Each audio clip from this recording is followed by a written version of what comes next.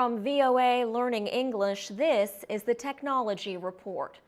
On May 20th, a tornado brought death and destruction to the American community of Moore, Oklahoma.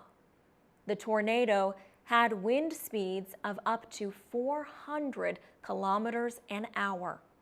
24 people were killed when the storm cut through the city. People had only 15 minutes to react to warnings. Some fled Moore or took refuge in the most secure area of their homes. The lucky ones took cover in underground shelters or steel and concrete structures called safe rooms. Leslie Chapman Henderson is head of a nonprofit group called the Federal Alliance for Safe Homes. She is a big supporter of tornado safe rooms. She says they can help reduce the number of tornado deaths. A safe room is part of a house that has been built to resist high winds and flying wreckage. Sky Strohal survived the tornado in Moore.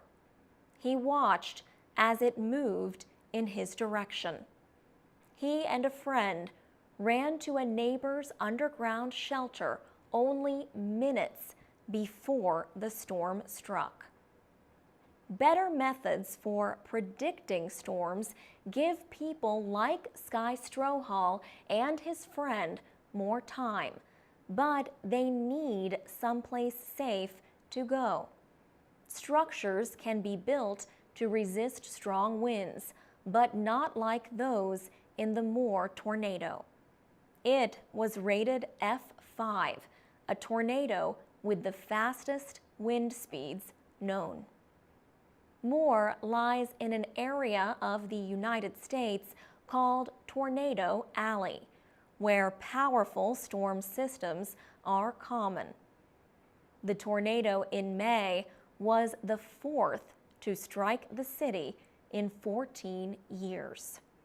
Moore's mayor is pushing for laws requiring safe rooms in all new buildings. Similar proposals had been made after each recent tornado strike, but no laws were passed.